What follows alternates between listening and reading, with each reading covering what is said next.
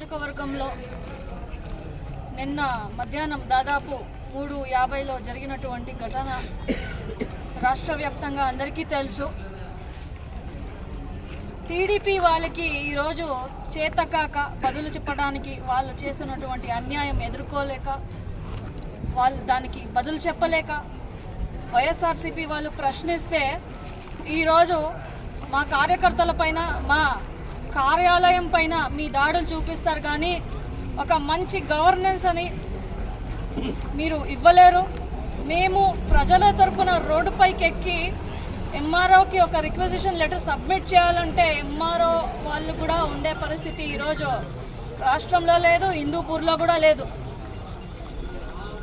ప్రతి ఒక్క డిపార్ట్మెంట్ని మీరు పార్టీ కార్యాలయం కింద మారుస్తా అన్నారు ఈడ ఉన్నటువంటి కూటమి ప్రభుత్వం వాళ్ళు. ఎంతవరకు దీన్ని సమంజసమని నేను అడుగుతా ఉన్నాను. మీరు ఎంత అనగదొక్కినా మేము అంత పైకి లేస్తాం బాలకృష్ణ గారు, ఇది మీరు గుర్తుపెట్టుకోవాలా. మన ప్రజలు మన వైఎస్ఆర్సీపీ కార్యకర్తలు మంచిగా ఉంటే ఈడ ఉండే ఇన్ఛార్జ్గా దీపికగా నేనుంటా, లేకుండా ఉంటే మన జగనన్న చెప్పినట్లుగా 2.0 వర్షన్లో నవరాత్రుల్లో వచ్చే నవదుర్గాలు ఈడ హిందూపూర్లో కనపడతారు. మీకు రాజ్యాంగంని చూపిస్తున్నారు. ఒకటి గుర్తుపెట్టుకోండి, మనకి ఏ ఫిజికల్ బుక్ లేదు, ఈడ పెట్టుకుంటాం. ఉన్నా చచ్చిపోయినా డిజిటల్ బుక్లో ఎక్కిస్తాం మిమ్మల్ని. ప్రతి ఒక్క చోట ఏ అన్యాయం అయితే మీరు చేసినారో గుర్తుపెట్టుకొని మేము చచ్చిపోయినా జగన్ కోసం పనిచేస్తాం. ఈడ దాడి జరిగింది, పోలీసు వాళ్ళు ఉన్నారు, అయినప్పటికీ ఒక నల్ల షర్ట్ వేసుకొని ఒక టీడీపీ కార్యకర్త సిమెంట్ రా ఎత్తుకొని ఈడ గ్లాస్ పగలగొడతాడు. పగలకుండా ఉంటే మళ్ళీ ఎత్తుకొని మళ్ళీ వేస్తాడు. పోలీసు అప్పుడు ఏం చేస్తున్నారు? మేము ర్యాలీ చేసి ఎవరు ఆశయాన్ని నష్టపరుస్తా అన్నామా? Where is law? పోలీసు వాళ్ళు ఒక్కసారి మీ పోలీస్ పని చేయండి, మేము అప్రిషియేట్ చేస్తాం. We respect law. ఒక పోలీస్ ఫోర్స్ ఉందని ప్రజలు ఇంట్లో హాయిగా ఉంటారు. ఇలా అన్యాయాలకి మీరు సాధిస్తూ ఊరికే ఉంటే ప్రజలు కూడా చూస్తూ ఉంటారు. ఈ అన్యాయాన్ని పోలీస్ ఫోర్స్ కూడా వ్యతిరేకించి ఎవరైతే దాడికి పాల్పడినారో వాళ్ళందరినీ అరెస్ట్ చేసి ఒక న్యాయం అనేది మనకి ఇవ్వాలని టీడీపీ వాళ్ళు ఈ చర్యలని మానుకొని ఒక మంచి గవర్నెన్స్ ఇస్తే బాగుంటుంది అని ఖబర్దార్ అని టీడీపీ వాళ్ళకి ఇలా చేసినారు. మీకు ఇన్ఫర్మేషన్ లేదు అంటే ఈడ ఏ పసి బిడ్డ లేదు దాన్ని నమ్మడానికి. మీ దృష్టికి వచ్చే ఇవన్నీ అయి ఉంటాయని ప్రతి ఒక్కరికి ప్రజలు కూడా గమనిస్తూ ఉన్నారు. మీరు దీన్ని మానుకుంటే మంచిది. ఏమైనా ఉంటే ఒక మంచి గవర్నెన్స్ ఇవ్వండి. హిందూపూర్ని మీరు డెవలప్మెంట్ వైపు తీసుకుపోండి. చెప్పినారు హిందూపూరు జిల్లా అవుతుందని. ఎక్కడ జిల్లా అని నేను ఈరోజు అడుగుతా ఉన్నాను. రోడ్డు బాగలేవు. రోడ్డు వేసింటే పల్లెల్లో వర్షం వస్తే అప్పుడే పీక్కొని వస్తున్నాయి. ఇటువంటి గవర్నెన్స్ చంద్రబాబు నాయుడు సర్కార్ ఈరోజు. ఇవన్నీ మానుకొని వైఎస్ఆర్సీపీ వాళ్ళపైన దృష్టి పెట్టకుండా మీ గవర్నెన్స్ ఏదైతే ఉందో అది చేసుకొని ఇచ్చిన హామీలు మీరు పూర్తి చేసుకోండి.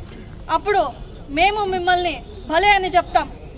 మేము ప్రశ్నిస్తే ఈరోజు ఇటువంటి దాడి చేస్తున్నారు. ఎన్నిసార్లు చేస్తారు?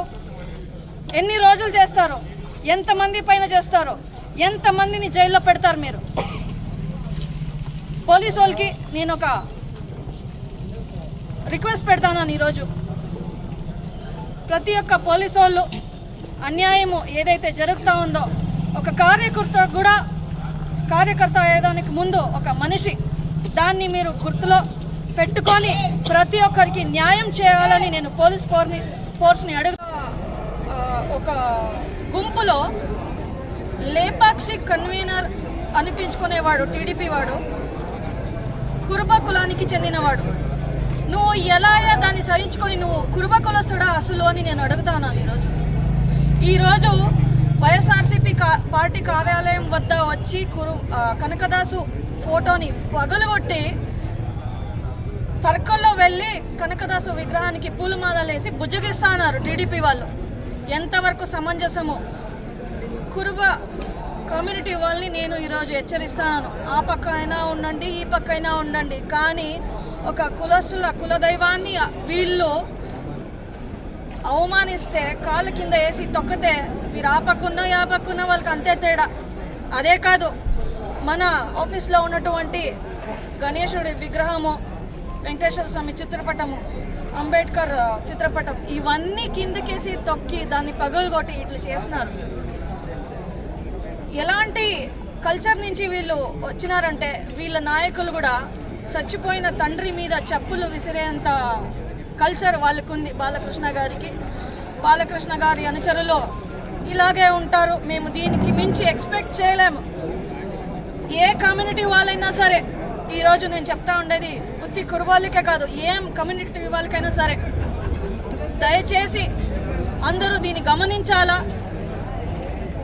కనకదాసు ఎట్లాంటి పెద్ద ఆయన అంటే అప్పటికే కులవెందు ಹೊಡೆದಾಡದಿರಿ అంటే కులమని మీరు కొట్లాడుకోకండి అని చెప్పిన పెద్ద ఆయన.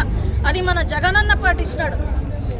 అటువంటి పెద్దానిని కూడా ఈరోజు వీళ్ళు లెక్క చేయకుండా ఇట్లా చేసినారు అంటే టీడీపీ సంస్కారము, ఆడున్నటువంటి లీడర్స్ ఎట్లాంటి వాళ్ళో మీరు కొంచెం ఆలోచించాలా. బాలకృష్ణ గారు, మీకు చేతనైతే మీ నాన్న పెట్టినటువంటి పార్టీకి మీరు సీఎం కావాలా, కానీ మీ బావ సీఎం అయినాడు, అది చూసుకోండి ఫస్ట్.